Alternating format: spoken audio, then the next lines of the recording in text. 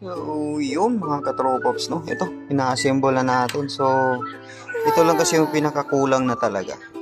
Kaya, yun, since na meron na tayong nahanap is, ito, assemble na natin to.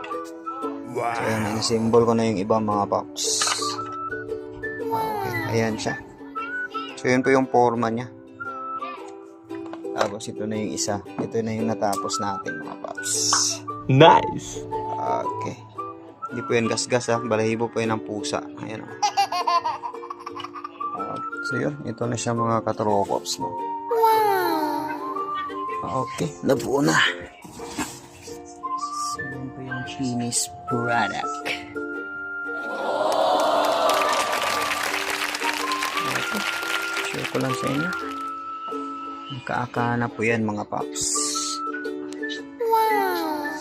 Yes. Alright.